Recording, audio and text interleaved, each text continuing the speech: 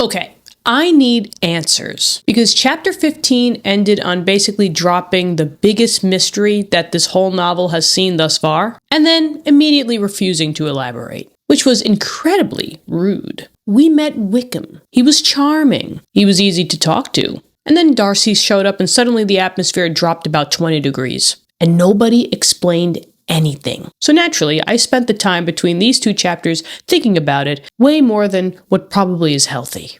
Also, I kind of feel like Elizabeth and I are basically on the same wavelength. Because the second something weird happens, we're both like, okay, but what's the story there?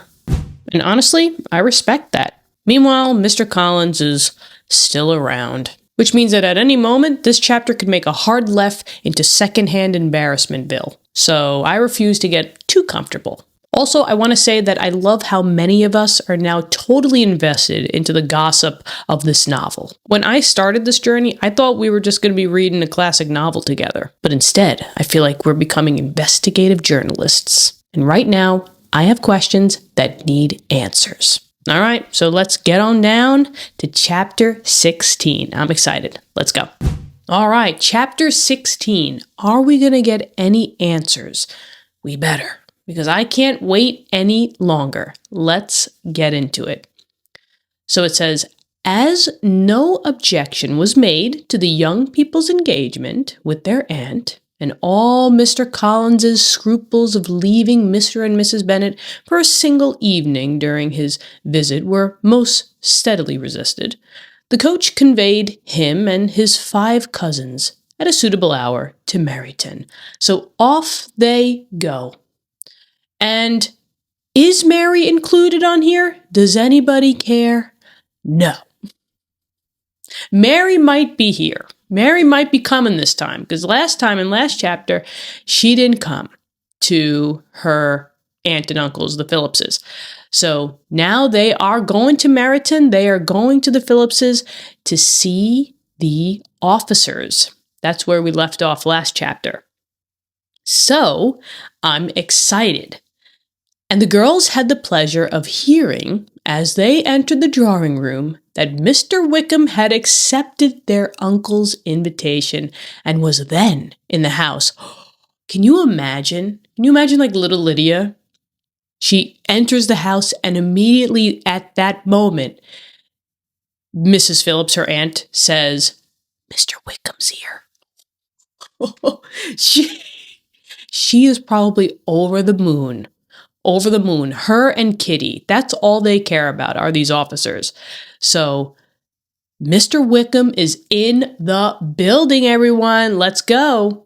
And here's a lovely little picture of them at probably the Phillipses. I wonder who is who. But there are 4 daughters here. Which are we going to say that Mary made it? Mary probably did not make it. Let's bank on that. Okay, if Mary decides to come, I would be very impressed. But she's too busy back at home just reading, which sometimes I see her. But for this, we're going to the house. We're going to the house to get some gossip. Let's go.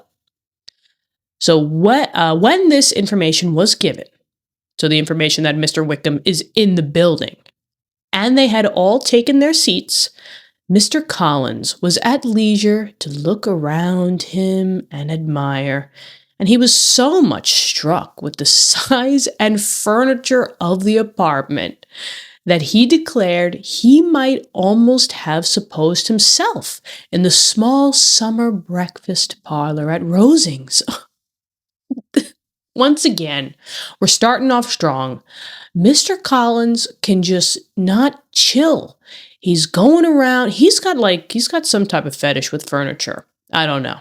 Maybe, right? The size of the apartment, the furniture. And he even said that, it looks like our small summer breakfast parlor at Rosings, aka Lady Catherine's place. Once again, Mr. Adjective. It's a small parlor, okay? Mr. Adjective, he wins the award. But let's keep on going. A comparison that did not at first convey much gratification. But when Mrs. Phillips understood from him what Rosings was, and who was its proprietor, when she had listened to the description of only one of Lady Catherine's drawing rooms, and found that the chimney piece alone had cost £800, she felt all the force of the compliment, and would hardly have resented a comparison with the housekeeper's room. So, interesting. Compliments, I guess, do go a long way. Even though we kind of know Mr. Collins, but Mrs. Phillips, I would assume she doesn't know him from a hole in the wall, right? So a compliment is a compliment. He might be doing it, affectatiously. Am I using that word right? Maybe, right? Affectation of candor, from what I remember like a few chapters ago. So he might be doing it as for show, like a fake appearance, just a compliment.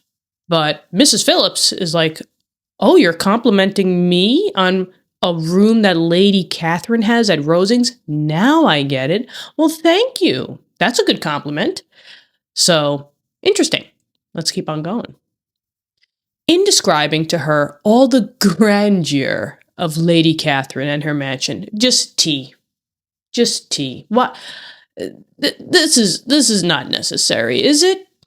Mr. Collins is like, how do I become personable with these people? How can I get to them, right? What makes me relatable? Ah, yes, I'm going to talk about everything that Lady Catherine has. Yeah, totally relatable. Yeah, okay. So in describing to her, Mrs. Phillips, all the grandeur of Lady Catherine and her mansion, with occasional digressions and praise of his own humble abode, I cannot. We're doing it again. Humble abode. Ah, yes, his own humble abode. That's right next to the gardens of Rosings. Okay, yes. So, digressions and praise of his own humble abode and the improvements it was receiving via Lady Catherine. He was happily employed until the gentleman joined them. AKA, he was talking no matter who was listening. He was talking his head off. He doesn't even care who's listening. Just as long as he hears his own voice, this dude is fine. Put him in a padded room, in a psych ward, okay? He'll be totally fine. So let's keep it going. Where were we? Ah, yes. So he was all good until finally the gentleman joined them.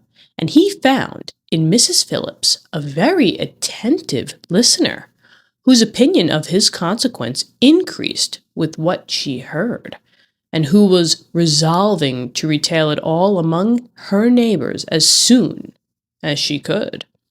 To the girls, who could not listen to their cousin, and who had nothing to do but to wish for an instrument, and examine their own indifferent imitations of china on the mantelpiece, the interval of waiting appeared very long. So the girls, I'm assuming from the picture that we just saw, the four of them, they don't want to hear anything about Mr. Collins. They're like, can we just have some music? Get some music up in this joint. All right, give me an instrument to play. They are done. So the girls are basically done with Mr. Collins. They don't even want to hear him anymore. Mrs. Phillips, who Mr. Collins has been talking an ear off, she now has only one ear, so she can barely hear anything. But from what she's been hearing, she is going to take all this information that Collins has told her, and she's going to run it to the neighbors. So, interesting. This is an interesting type of party going on here. I'm invested. It was over at last, however, meaning probably Mr. Collins talking. Let's see. The gentleman did approach, and when Mr. Wickham walked into the room, Elizabeth felt that she had neither been seeing him before, nor thinking of him since, with the smallest degree of unreasonable admiration. So basically, to Elizabeth, she still does not know this guy, other than seeing Darcy for the first time for like a minute, a hot minute. When one of them turned white, one of them turned red, I have no idea which one was which. I need to know. I need to know that. But she does say that she had a smallest degree of unreasonable admiration, meaning maybe because she saw that he made Darcy feel some type of way, whether shocked or embarrassed. So that was a little bit of admiration, being the history that Elizabeth and Darcy have. The officers of the Shire, so a general place in England, I'm assuming, the officers of some shire were in general a very creditable, gentlemanlike set. And the best of them were of the present party. So the best gentlemanlike men were at this party at Mr. and Mrs. Phillips. But Mr. Wickham was as far beyond them, all in person, countenance, air, and walk, as they were superior to the broad-faced, stuffy Uncle Phillips, breathing port wine, who followed them into the room. So basically, Mr. Wickham on the top, beautiful countenance, basically all in one package, right? He has the walk, he has the face, he's young, he's good looking. Then comes the gentlemanlike officers. And then finally comes Mr. Uncle Phillips, who is just drinking. He's like, my wife invited these people, whatever. All right, we're just going to have some wine. But it's interesting because if I remember correctly, when we were introduced to Darcy, he had the same qualities as him, even though his countenance was much more firm. But he had the walk, from what I remember. So, same with Mr. Wickham. And here they are. Here comes the officers coming in, busting the door open. Here they come. The officers of that shire. So cute. And I'm assuming maybe Mr. Wickham is in the middle. I don't know. But he definitely looks different from what all the officers look like as far as dress. And he's looks much more stately. So, could be him. But let's continue on. Mr. Wickham was the happy man towards whom almost every female eye was turned. Kind of like last time when they were in the shops. And Elizabeth was the happy woman by whom he finally seated himself. He's going for Elizabeth. Whew. Could be. But now Elizabeth is like in this triangle that she don't even know she's involved in. She's involved with Darcy, who Darcy is like, she's dangerous. She's a dangerous woman for me. She's with Collins, who Collins is like, well, can't have Jane, so I'm going to have the second oldest. And now Wickham. Interesting. So let's keep going. And the agreeable manner in which he immediately fell into conversation, though it was only on its being a wet night, was on the probability of a rainy season, made her feel that the commonest, dullest, most threadbare topic might be rendered interesting by the skill of the speaker. So, it seems like it was a rainy day, couldn't really go outside. They called it a wet, Jane Austen called it a wet night. Is there any season that is not a rainy season in England? Let me know. Because all I know is that it's going to rain. No matter what time it is, it's going to rain. Fall, winter, spring, summer, rain town. So she, Elizabeth is saying it made her feel that basically whatever they were talking about, hopefully it becomes interesting by who's speaking it. All right. So with such rivals for the notice of the fair as Mr. Wickham and the officers, Mr. Collins seemed to sink into insignificance. That's what we want. That's what we want. He is not going to be the center of attention. Yes. So basically, there's a lot of dudes in the room now. There's Wickham, there's the officers, and Mr. Collins. And we're going for countenance Wickham. We're going for the ensigns, the officers. So nobody cares about Mr. Collins. Good. So to the young ladies, he certainly was nothing. But he had still at intervals a kind listener in Mrs. Phillips. And was, by her watchfulness, most abundantly supplied with coffee and muffin. This guy You know who would make the best couple as far as like best besties, best friends? Mr. Collins and Mr. Hurst. Get those two together because they both love to eat. So give them muffins, give them whatever, right? And then indolent Mr. Hurst will fall asleep and Mr. Collins can just talk the night away. It's a perfect match. It's a perfect match. So Mr. Collins is once again, Mrs. Phillips has one ear left. It's like hanging on by a thread. And he's just talking and talking to her. And she's giving him coffee and muffins. I want some coffee and muffins. When the card tables were placed, he had an opportunity of obliging her in return by sitting down to whist. Is that another card game? Maybe. A lot of card games in this book. I'm loving it. I'm loving this type of party atmosphere. We got food, we got some drinks, alcoholic, non-alcoholic, doesn't matter.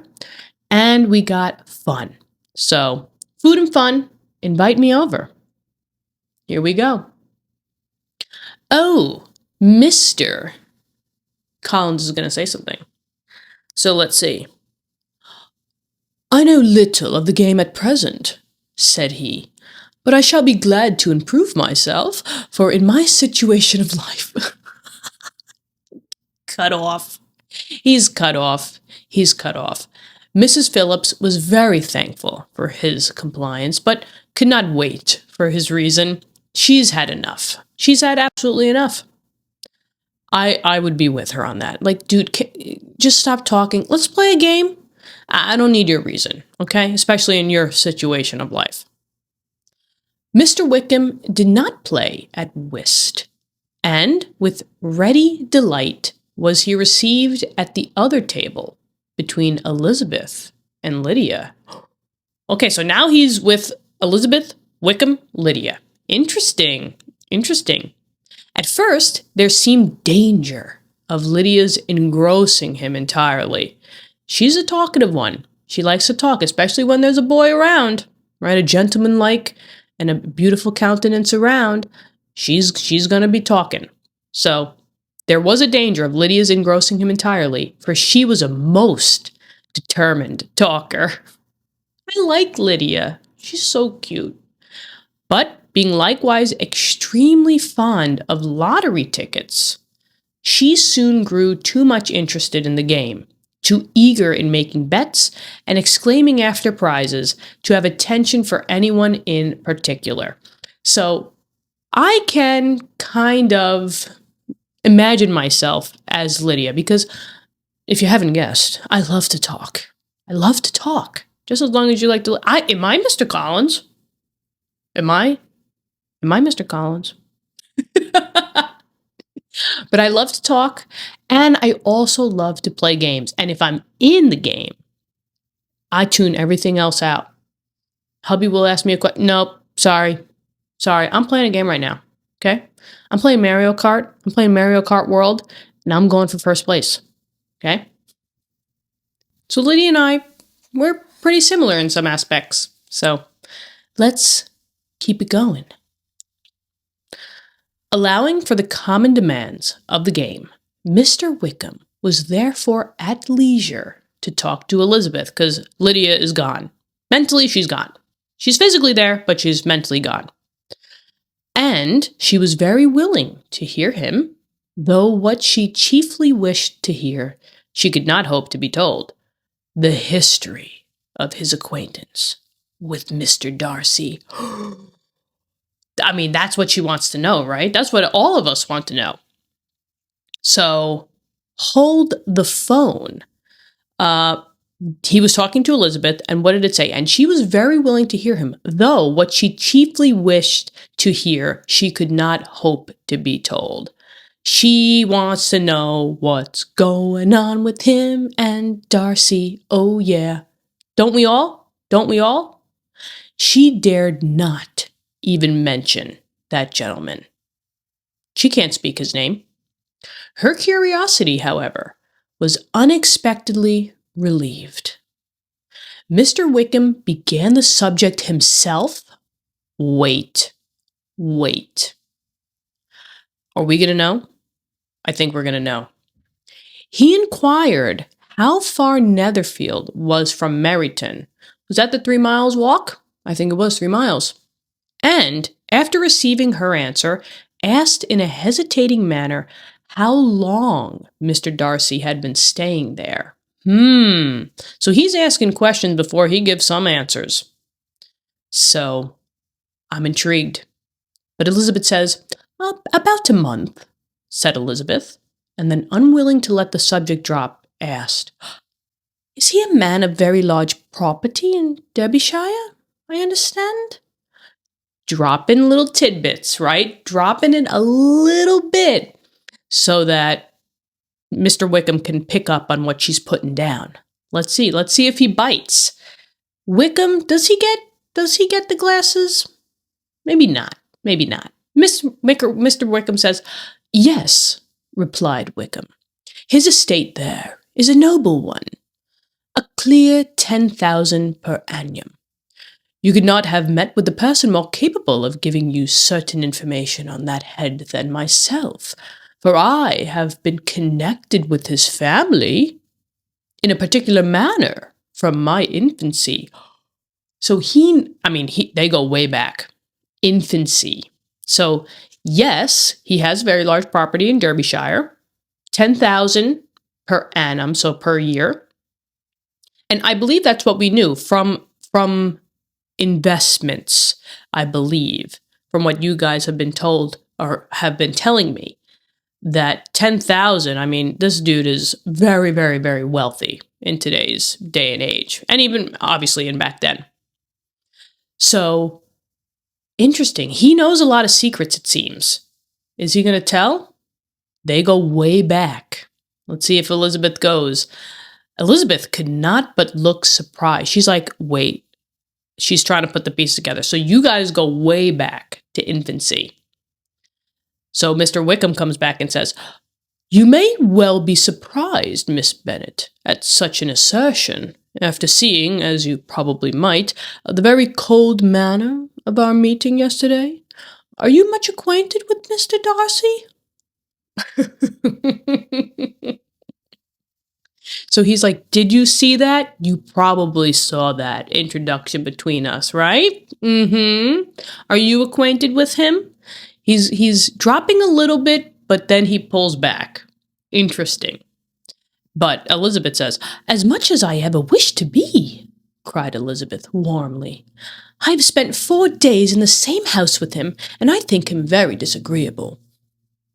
So, she's telling the truth here. She's telling the truth, maybe to kind of push him to say, oh, I don't like him either. We'll see. Dun, dun, dun. What is he going to say? I have no right to give my opinion, said Wickham. As to his being agreeable or otherwise, I'm not qualified to form one. Basically, I'm not going to talk about that. I have known him too long and too well to be a fair judge. It is impossible for me to be impartial, mainly because they have such huge history. But I believe your opinion of him would in general astonish, and perhaps you would not express it quite so strongly anywhere else. Here, you're in your own family. So maybe, from what I'm gathering, he says, watch what you say. In here, you're with your own family, but out there, don't be saying what you're thinking about Darcy. Maybe he has, he's very wealthy, so he probably has a lot of pull in business and society. So interesting. How do I feel about this? I'm not too sure yet. He seems like a straight shooter. He's basically telling it like it is, where he's not going to say because he knows him way far back. He's not a fair judge. But watch what you say, girl. Okay? Here you are with your own family. And what does Elizabeth say? She says, upon my word, I say no more here than I might say in any house in the neighborhood, except Netherfield. So she's saying, what I say here is what I'll say there, except Netherfield, except where the company is. He is not at all liked in Hertfordshire. Everybody is disgusted with his pride. You will not find him more favourably spoken of by anyone. So she's basically saying, here, over there, anywhere except Netherfield, aka Bingley, because Bingley and Darcy are super tight. But anywhere else, they're going to tell you the same, that he's just too prideful and he's not favorably spoken of. Wickham comes back and says, I cannot pretend to be sorry, said Wickham, after a short interruption, that he or that any man should not be estimated beyond their deserts. But with him, I believe it does not often happen. The world is blinded by his fortune and consequence, or frightened by his high and imposing manners, and sees him only as he chooses to be seen. So, with what he was just saying to Elizabeth, to just, dial it down a little bit as to what he was saying about Darcy, or what she was saying about Darcy, now he's going full circle and basically giving it to Elizabeth. He's basically saying that, because Darcy has such pull, he has such large fortuned, right? He's got imposing manners, that basically everybody sees him only as he wants to be seen. Interesting take. But Elizabeth says, I should take him, even on my slight acquaintance, to be an ill-tempered man. I'm going to tell you that he is ill-tempered. He is not nice. And I've only met him a little bit of times. So that's what Elizabeth says. And Wickham only shook his head. Girl. I wonder, said he, at the next opportunity of speaking, whether he is likely to be in this country much longer. Is he going places? Where's he going? Tell me. You were dropping things and then just leaving it. So maybe he's going away on business. I don't know. We don't know. Elizabeth probably doesn't know. Let's see what she says. Yeah, exactly. I do not at all know, but I heard nothing of his going away when I was at Netherfield. I hope your plans in favor of the Shire will not be affected by his being in the neighborhood. So, interesting. She's like, I don't know where he's going. And also, because Mr. Wickham has now been commissioned to this Shire, that whatever his workings that he has to do, Darcy isn't going to affect his workings. Okay? What does he say? Oh, no. It is not for me to be driven away by Mr. Darcy. That dude is not going to affect me. I know this guy from the get, okay? I know him. So he ain't going to get me. If he wishes to avoid seeing me, he must go. So if you don't want to make those run-ins anymore, he's got to leave, because I like that. He's like, I got to do my stuff. If he doesn't want to see me, he's the one that's leaving, because I ain't leaving. So what else does he say? We are not on friendly terms, and it always gives me pain to meet him, but I have no reason for avoiding him, but what I might proclaim to all the world, a sense of very great ill-usage and most painful regrets as his being what he is. What is he? Just super prideful? Is that what he is? I wonder what happened. Something had to have happened between these guys. They're not on friendly terms, right? It gives him great pain to meet him, as from what we saw last chapter. But he says, I'm not going to avoid him, right? I could stand up to him. Sheesh. Let's keep continuing on, because this ain't the end. Yes, we still have all this Wickham's going to say. He says, his father, Miss Bennet, the late Mr. Darcy, was one of the best men that ever breathed, and the truest friend I ever had. So, interesting. Age-wise, last chapter they said that Wickham was a young man, but now Darcy's father was his truest friend. Is Wickham a little bit older than Darcy? I mean, could just be that they were great friends. I wonder, but let's continue. And I can never be in company with this Mr. Darcy without being grieved to the soul by 1,000 tender recollections. So if he looks at Darcy, he looks at his father, the late Mr. Darcy. Okay. His behavior to myself has been scandalous, but I verily believe I could forgive him anything and everything, rather than his disappointing the hopes and disgracing the memory of his father. So it seems that, from what we know, Wickham was great friends with Darcy's dad, and he just can't see Darcy without maybe seeing his dad, and it kind of makes him feel, a little sad. But I think the real big thing is at the end, where he says that Darcy disgraces the memory of his father. So that's probably the rift.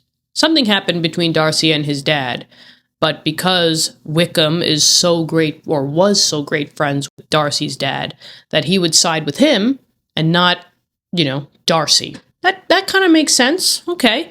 Is this true or not? I have no idea, because this is conversation. But let's continue on. Elizabeth found the interest of the subject increase, so it piqued her interest, and listened with all her heart. But the delicacy of it prevented further inquiry. So she knows when to stop. She's like, Wickham's being vulnerable right now. I'm not going to push any farther. But there's still questions we have to get answered. Mr. Wickham began to speak on more general topics. Meryton, the neighborhood, the society, appearing highly pleased with all that he had yet seen, and speaking of the latter, especially with gentle but very intelligible gallantry. So now they're just talking about other things, right? Meryton, the neighborhood in general, society, and the latter, so society, he's just talking about, in a good light. And what does he say? He actually gives us some information. It says, "It was the prospect of constant society, and good society," he added, "which was my chief inducement to enter the shire." So it was the society that basically made him accept the offer to working for the officers at this some shire. "I know it to be a most respectable, agreeable corps, and my friend Denny tempted me further by his account of their present quarters, and the very great attentions and excellent acquaintance Meryton had procured them." So he's basically just telling Elizabeth a little bit more about why he chose to work for the shire, for the corps, for the military. Denny, his friend, tempted him. We saw Denny, they were walking together last chapter. So everything is just coming full circle. But he's going to keep talking. "Society, I own, is necessary to me. I have been a disappointed man, and my spirits will not bear solitude. I must have employment and society." Same, right? I mean, if we're talking about society as like a community, right? We want to work, we want to have a community, and for Mr. Wickham, it's a necessary component of him. So let's continue on. He says, "A military life is not what I was intended for, but circumstances have now made it eligible. The church ought to have been my profession.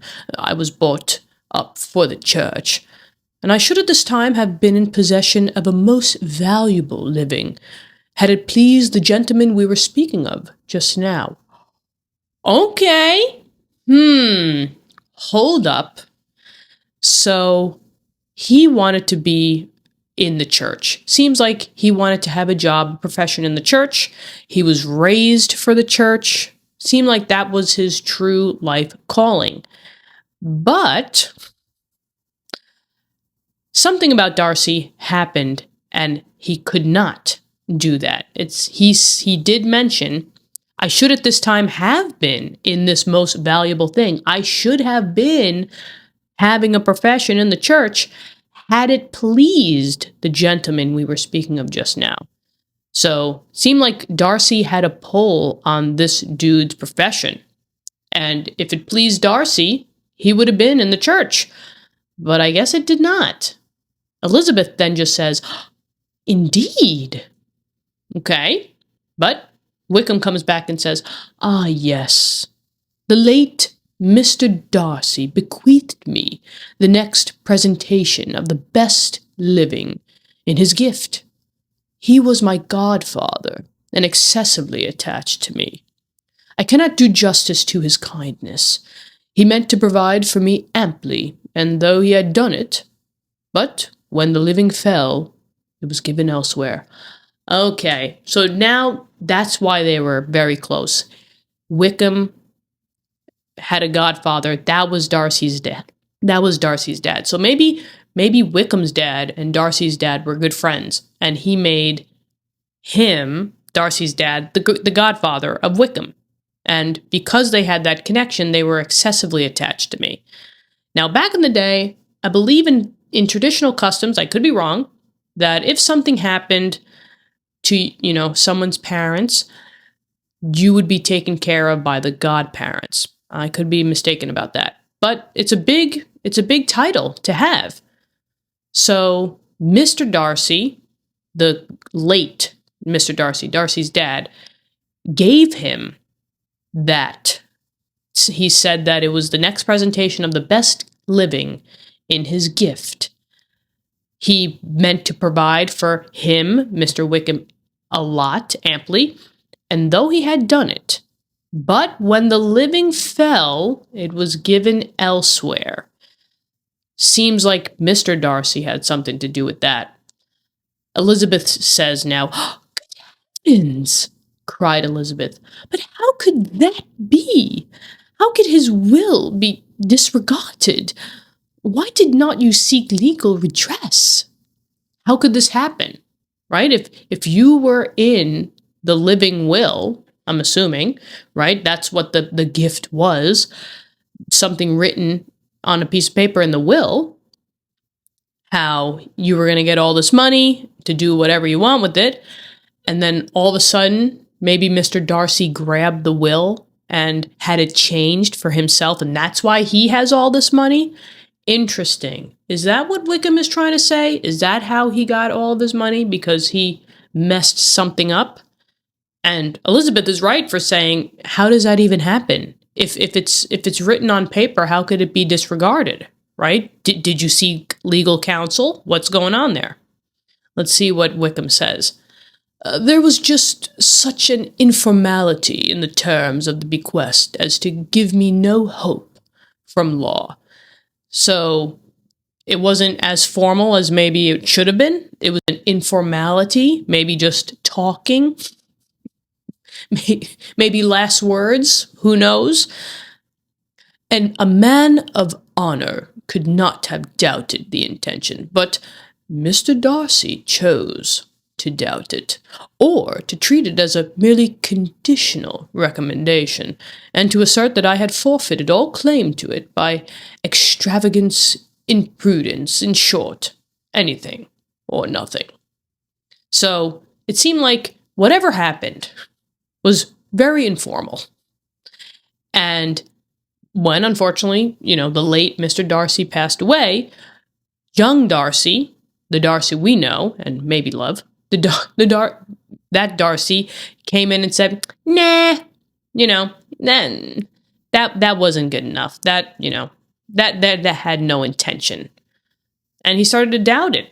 So, which is why Mr. Wickham had to go his own path. He thought he was going to get a lot of money from the late Mr. Darcy, but then young Darcy came in and said, "We're going to stop that right now." So let's see what Elizabeth says. Oh, but before, Wickham's not done. Because Wickham says, "Certainly it is that the living became vacant 2 years ago, exactly as I was of an age to hold it, and that it was given to another man, and no less certain is it that I cannot accuse myself of having really done anything to deserve to lose it. I have a warm, unguarded temper, and I may perhaps have sometimes spoken my opinion of him and to him too freely. I can recall nothing worse, but the fact is that we are very different sort of men, and that he hates me. So it seems as if he was talking about what he said to Elizabeth a while back, saying, don't say what you think about him too often because of what happened here. That he spoke about him in some type of way that Darcy might not have liked, and because of that, Darcy did whatever he had to do so that Mr. Wickham couldn't get his money. Now, the only thing that I'm not really sure about is this term, living. Now, I know that he wanted to be part of the church, and said certain that it is that the living became vacant 2 years ago. So maybe a living is like a position in the church or something, because it definitely has to do with something of the church. I don't think that Darcy and Darcy's family owned a particular church. So I don't think it's that. I think something had to do with maybe there was a position, maybe that's what a living is, and that position in a church became available 2 years ago, right? And that was what Mr. Wickham's calling was. And he was said that he was going to hold it, but it was given to another man. Who gave it to another man? It had to have been Darcy, our Darcy, not upper, higher, Father Darcy. And Wickham basically said, I don't know why. I have a warm, temper. I might have spoken about him. I might have had opinions of him and talked to him, too freely. Maybe word got around and Darcy basically said, okay, well, guess what? Sorry, I'm going to give this position to somebody else.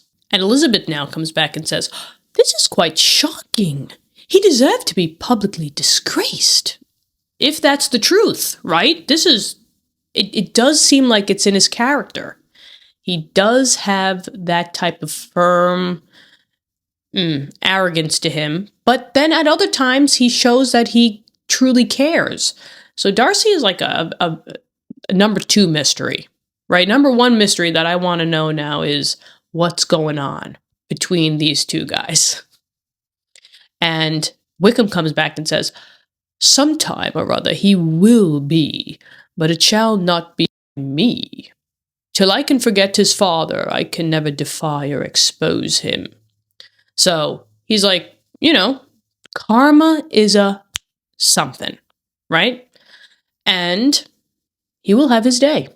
It's not going to be by me, right? Because I'm not going to, till I can forget his father, which probably he will not be able to.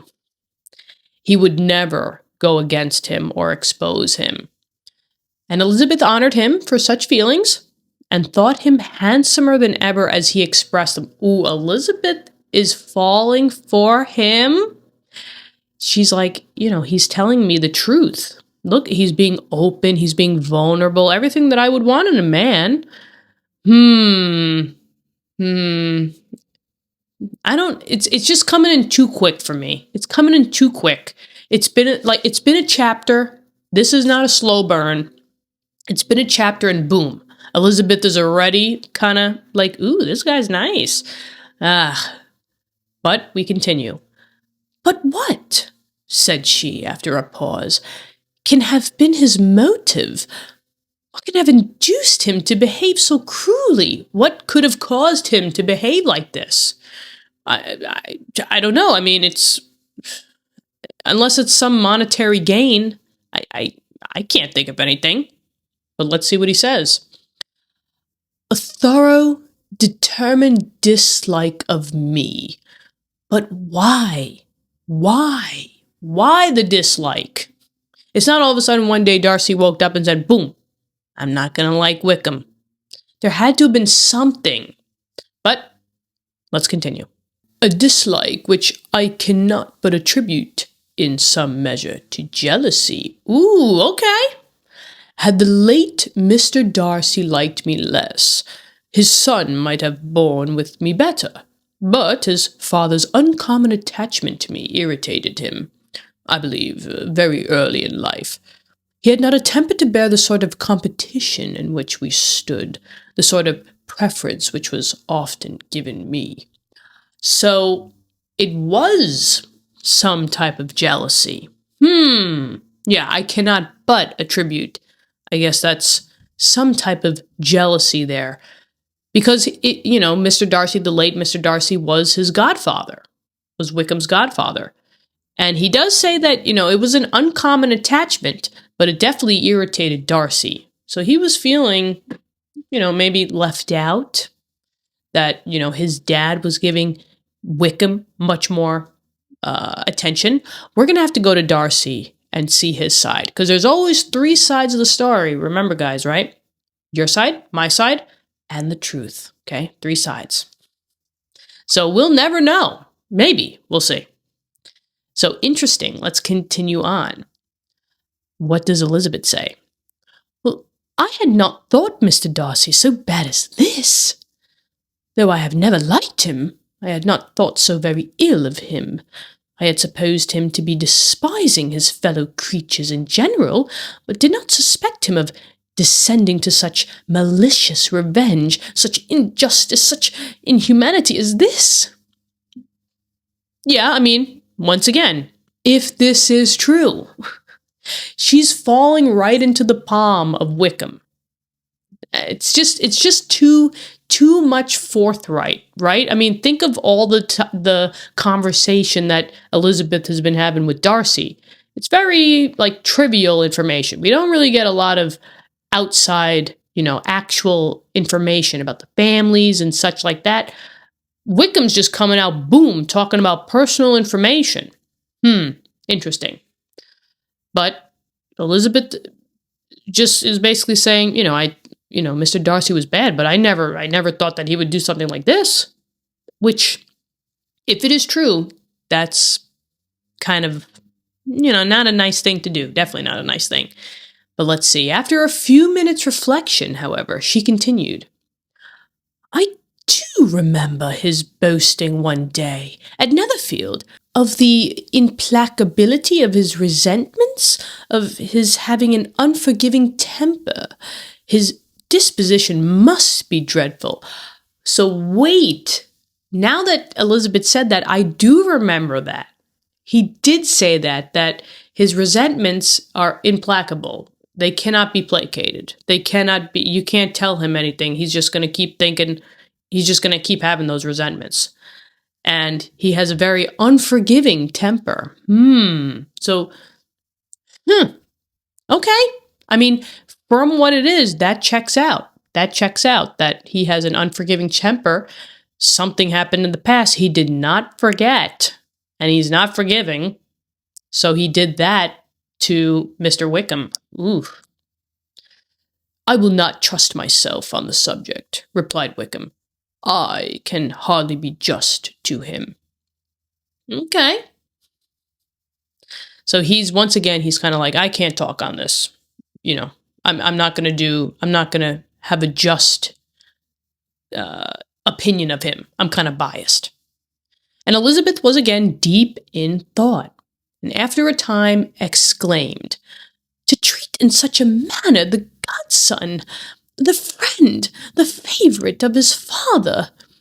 She could have added, a young man, too, like you, whose very countenance may vouch for your being amiable. But she contented herself with, and one, too, who had probably been his own companion from childhood, connected together, as I think you said, in the closest manner. So she's still thinking about it. She cannot forgive Darcy for what he did, if it's true. Right? To treat in such a manner the godson, aka you, Mr. Wickham, right? The friend of the dad, the favorite of his father. Now, this is where Jane Austen does a good thing, because she kind of says she could have added, a young man like you with the very countenance that, you're being very friendly. So she's kind of dropping a little thought information to us. She likes Mr. Wickham, I think. But she contented herself with saying, and one, too, who had probably been his own companion from childhood, connected together, as I think you said, in the closest manner. So she was very objective with that information, that she didn't say anything about his very countenance, not really subjective. So let's see. Wickham comes back and says, well, we were born in the same parish, within the same park. The greatest part of our youth was passed together. Inmates of the same house, sharing the same amusements, objects of the same parental care. My father began life in the profession which your uncle, Mr. Phillips, appears to do so much credit to, but he gave up everything to be of use to the late Mr. Darcy, and devoted all of his time to the care of the Pemberley property. He was the most highly esteemed by Mr. Darcy, a most intimate, confidential friend. Oh, this is a very beautiful saying by Wickham, I would say, right? They've grown up together. They were born in the same parish, within the same park. The greatest part of their youth has passed together. So they have known each other, just like you said, from, infants. They were little babies growing up together.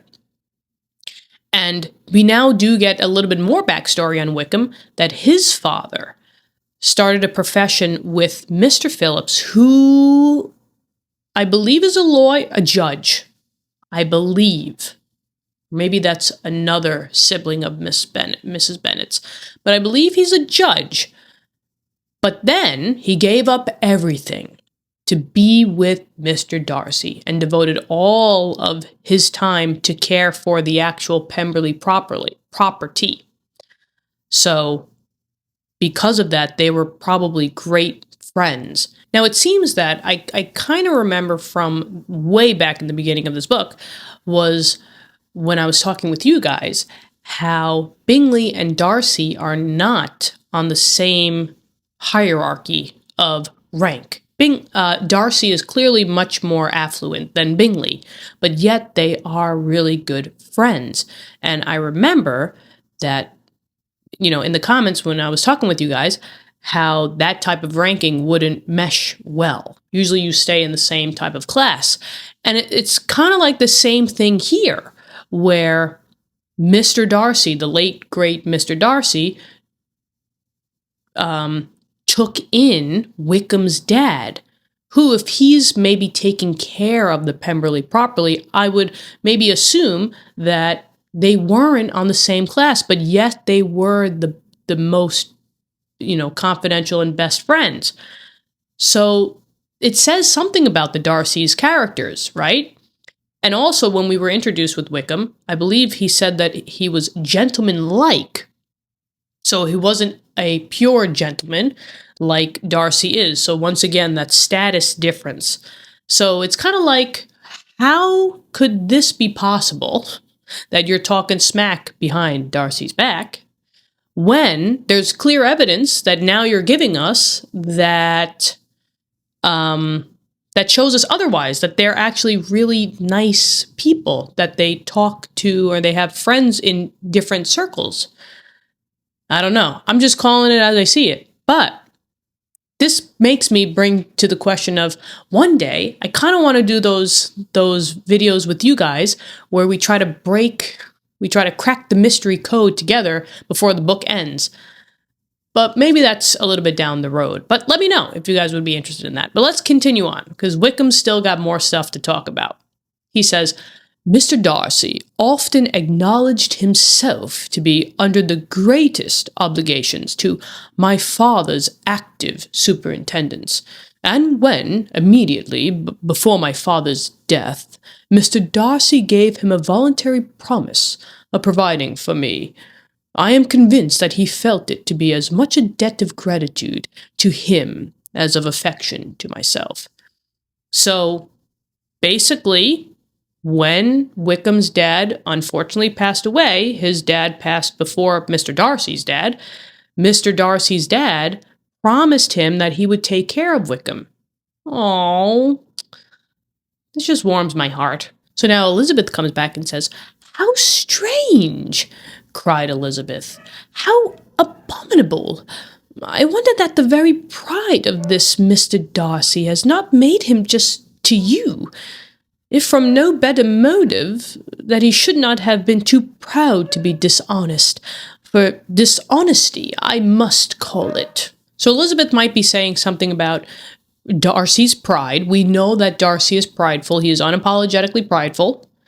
And that he should not have been too proud to be dishonest. If you were proud, you would just tell it as it is. Right? I would assume so. But now, we now have this sense of dishonesty. And that's what she's calling. She's calling it straight. She's saying, Mr. Darcy is a dishonest guy. If that's what Mr. Darcy's dad said to your dad, Mr. Wickham's dad, that he was going to take care of you. But, oh no. Wickham comes back and says, "It is wonderful," replied Wickham, "for almost all his actions may be traced to pride, and pride has often been his best friend. It has connected him nearer with virtue than any other feeling, but we are none of us consistent, and in his behavior, to me, there were stronger impulses even than pride." So, Darcy goes by pride number 1. But Wickham is saying that we're not perfect. We are not consistent human beings. And sometimes in our behavior, there's even stronger impulses than pride. Maybe jealousy, as what we were saying or seeing back then, about how Wickham was spending the most time with Darcy's dad. Oh. And Elizabeth comes back and says, "Can such abominable pride as his have ever done him good?" So she's like, yeah, he's got a lot of pride, but, apparently for everything that he talks about, he's just not a nice guy. When is it ever good? And Wickham comes back and says, yes. Okay, so is he sticking up for him? Wickham is an interesting character. Yes, it has often led him to be liberal and generous, to give his money freely, to display hospitality, to assist his tenants and relieve the poor. Family pride and filial pride, for he is very proud of what his father was, have done this. Not to appear to disgrace his family, to degenerate from the popular qualities or lose the influence of the Pemberley house is a powerful motive. He has also brotherly pride, which, with some brotherly affection, makes him a very kind and careful guardian of his sister, and you will hear him generally cried up as the most attentive and best of brothers. So he's giving him praise. Basically, Wickham is praising him right now, talking about all of his different types of pride. So this is interesting because Wickham is clearly interested in Elizabeth, talking about Darcy. In the beginning, he was like, don't talk too much, because you don't know who's going to hear about him, so just keep it quiet. Now, he's talking about Darcy in such a great light. So he's selling somebody else for Elizabeth. Interesting. All of this whole page right here is all good stuff. I mean, he's generous. He gives his money freely, right? He displays hospitality. He relieves the poor. He's got family pride for his father and what he has done. He has brotherly pride from his sister. We've heard of his sister. He writes the longest letters to her, which is so cute. So he's talking him up. So that's free advertising for Darcy. Let's keep it going. And Elizabeth says, "Well, what sort of a girl is Miss Darcy?" We don't really know anything from her side. All that we know is that she receives the letters that Darcy writes for her. And he shook his head. "I wish I could call her amiable. It gives me pain to speak ill of a Darcy, but She is too much like her brother. Very, very proud. She is learning the harp. Remember? Caroline did say she's learning the harp, I believe. I think I remember correctly. But oh no, she's very, very prideful as well. As a child, she was affectionate and pleasing, and extremely fond of me, and I have devoted hours and hours to her amusement, but she is nothing to me now. She is a handsome girl, about 15 or 16, and, I understand, highly accomplished. Since her father's death, her home has been London, where a lady lives with her and superintends her education. So, interesting. They're brother and sister, so environment runs deep in families. So if Darcy was very, very, very prideful, and they're very close to each other, she might have the same qualities. Not all the time it happens, but similarly, my brother and I are very, very similar. Very, very, very similar sense of humor. And I love my brother dearly. But just like her, right, she is very, very prideful. She is affectionate, she's pleasing, and she was extremely fond of Wickham. And he spent hours and hours and hours hanging out with her, but now she's gone away. So that relationship has been severed. She's in London, where she lives with a lady who just looks over her education. Interesting. And after many pauses and many trials of other subjects, Elizabeth could not help reverting once more to the first. She needs more information, just like we do. We need more information. And saying, what does Elizabeth say? She says, I am astonished at his intimacy with Mr. Bingley. That's what I brought up earlier. How, they're besties, even though they're kind of like different class levels. I am astonished at his intimacy with Mr. Bingley. How can Mr. Bingley, who seems good humor itself, and is, I really believe, truly amiable, be in friendship with such a man? How can they suit each other? Do you know, Mr. Bingley? Not at all. No, nothing else on that. Just 3 words. Not at all. Interesting. Well, he is a sweet-tempered, amiable, charming man. He cannot know what Mr. Darcy is. Probably not. But Mr. Darcy can please where he chooses. He does not want abilities. He can be a conversable companion if he thinks it worth his while. Is he saying that he's using people? Is that what he's doing? He's using people when he needs them? Why would he need Mr. Bingley? Interesting. So he can be a conversable companion if he thinks it worth his while.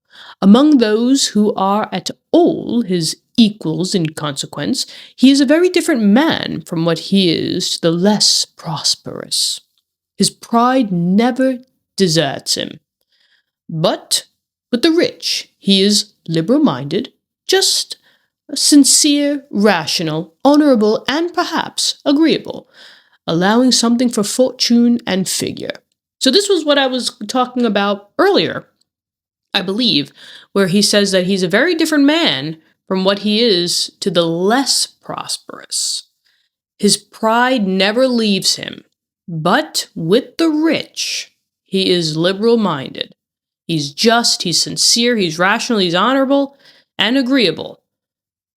But what is he with not the as much prosperous people, right? Because I believe Bingley is lower on the scale. So it's interesting. So let's continue on. The whist party soon afterwards breaking up. So it seems like the conversation's over. That was the end. That's all we're going to get for right now, at least. Interesting. So the whist party soon afterwards breaking up, the players gathered round the other table. We're playing more games. Let's go. And Mr. Collins took his station between his cousin Elizabeth and Mrs. Phillips. The usual inquiries as to his success were made by the latter, who was Mrs. Phillips, the only one that would talk to Mr. Collins, basically. It had not been very great. He had lost every point. He don't play games well. So he had lost every point. But when Mrs. Phillips began to express her concern thereupon, he assured her, with much earnest gravity, that it was not of the least importance, that he considered the money as a mere trifle, and begged she would not make herself uneasy. So once again, he's always about, please, he's always apologizing for things. Please don't make yourself uneasy. It's all fine. Yeah, I lost some money. It's okay. Because Lady Catherine, do you want me to talk about Lady Catherine again? Because I can. I could talk about all her furnishings and everything that she's done for me. Lady Catherine's got me. All right. So we're back with Mr. Collins. Yikes. But it's kind of good to see him not doing too well in games. Let's continue on. Oh, Mr. Collins. Oh, he has the glasses. So here we go. I know very well, madam, said he, that when persons sit down to a card game, they must take their chance of these things, and happily I am not in such circumstances as to make 5 shillings any object. There are, undoubtedly, many who could not say the same. But what did guys, what did I just say? Didn't I say he was going to talk about Lady Catherine, about how she's got him? Okay, put it back down again. But, thanks to Lady Catherine de Bourgh, I am removed far beyond the necessity of regarding legal matters. This guy is so bad. He's so predictable. My gosh. He's like, I could lose about 5 shillings, and it doesn't matter to me, because Lady Catherine's got my back. But Mr. Wickham's attention was caught, and after observing Mr. Collins for a few moments, he asked Elizabeth in a low voice whether her relations were very intimately acquainted with the family of de Bourgh. So Wickham's like, do you know the de Bourghs? Because this dude over here, this crazy dude over here is your cousin. So are you in with the de Bourghs? Let's see. Lady Catherine de Bourgh, she replied, has very lately given him a living. I hardly know how Mr. Collins was first introduced to her notice, but he certainly has not known her long. AKA, I don't really know anything. So he hasn't been with her much long. Mr. Collins was first introduced to her notice, but he certainly has not known her long. So that be that. And Wickham comes back and says, you know, of course, that Lady Catherine de Bourgh and Lady Anne Darcy were sisters?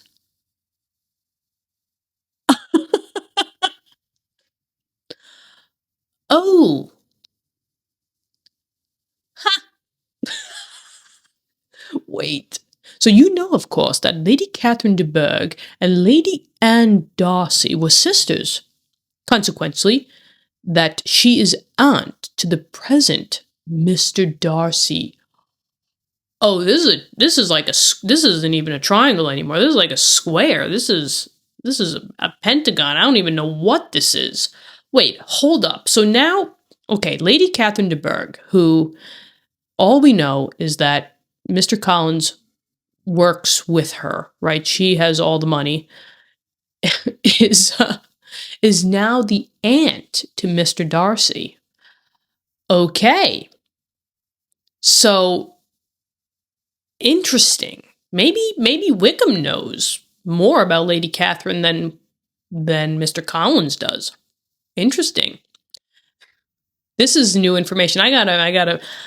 I'm very confused right now. I have to think about this. But Elizabeth comes back and says, no, indeed, I did not. I knew nothing at all of Lady Catherine's connections. I never heard of her existence till the day before yesterday. That is true. This guy came into town, he's talking about Lady Catherine, and that's all he's talking about. So, but now we know Lady Catherine is Mr. Darcy's aunt. Whew. Well, and Wickham continues and says, her daughter, Miss de Bourgh, will have a very large fortune. And it is believed that she and her cousin will unite the two estates. So this is Miss de Bourgh, who is sickly, which we've read about in, I think, last chapter, who can't go to London. So she's somewhere. She's sickly, unfortunately. She will have a very large fortune from Lady Catherine, and the two of them, I'm assuming, Darcy and Miss de Bourgh, is going to unite the two estates, maybe Pemberley and Roslings. This information made Elizabeth smile as she thought of poor Miss Bingley.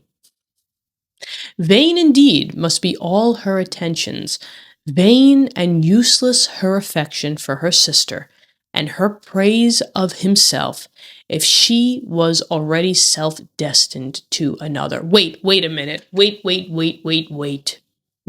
There's more to that sentence.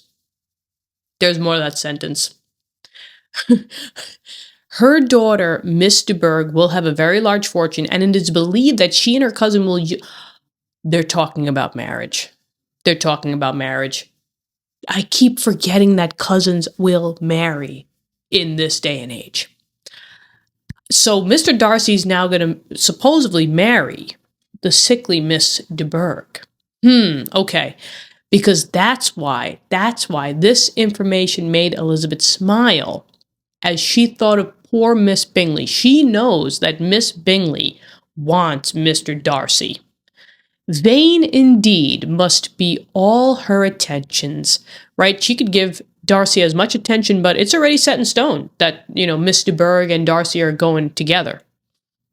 Vain and useless her affection for his sister, and her praise of himself. Shoot. Yeah, I mean, now I don't even know what to think. So now Darcy is going to marry Miss de Bourgh, right? Or supposedly. But Darcy is now seeing Elizabeth. Meanwhile, Miss Bingley wants Darcy, and Caroline is related to Bingley. Did I say Bingley? If I did, I meant Darcy. This is I need to write out the whole map. This is crazy. Let's keep going. Mr. Collins, said she, speaks highly both of Lady Catherine and her daughter, but from some particulars that he has related of her ladyship, I suspect his gratitude misleads him, and that in spite of her being his patroness, she is an arrogant, conceited woman.